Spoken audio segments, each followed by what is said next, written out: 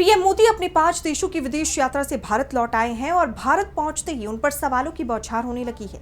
साथ ही उनकी इटली यात्रा का बड़ा राज भी खुल गया है, जिसे लेकर सियासत खूब गरमाई हुई है। इसी कड़ी में बीजेपी के पूर्व सांसद सुब्रमण्यम स्वामी ने बड़ा बयान देते हुए ये तक कह दिया कि मोदी जी ने इटली की यात्रा पर भारत की कमाई खर्च की। तो क्या है ये पूरी खबर, जानेंगे इस रिपोर्ट में।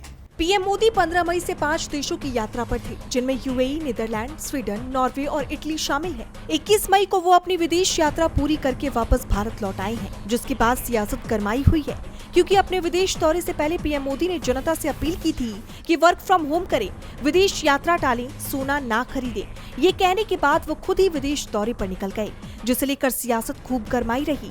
और अब उनके भारत लौटने के बाद भी सियासी हलकों का पारा 7वें आसमान पर पहुंचा हुआ है। तीखी बयानबाजी का दौर तेज है।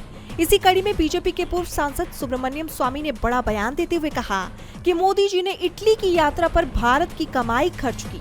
इसकी असली वजह देश के राष्ट्रीय हितों के लिए बेहद चिंताजनक है। दरअसल पीएम मोदी की इटली यात्रा पर एक बड़ा खुलासा लैटिन अमेरिकन टेलीविजन नेटवर्क टेलीसुर ने किया है। इजराइल की तरफ से भेजे गए 3 जहाजों को इटली में रोक लिया गया था। इन जहाजों में जो स्टील लदा था वो संभवतः इजराइल को सामरिक मदद के लिए भेजा गया था।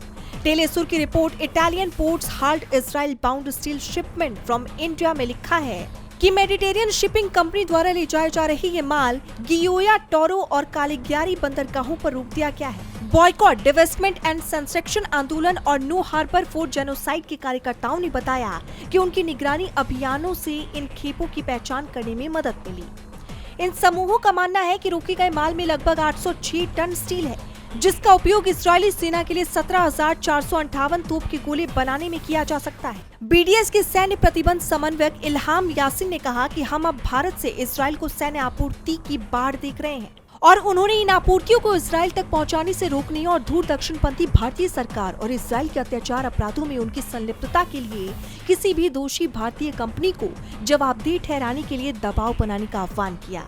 डीबी लाइव इस खबर की पुष्टि नहीं करता, लेकिन इस रिपोर्ट के आने के बाद अब सवाल उठ रहे हैं कि क्या मोदी इजराइल की मदद के लिए इटली पहुंचे थे और देश का पैसा वहां खर्च किया गया।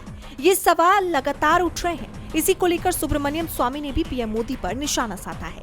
डीबी लाइव की रिपोर्ट।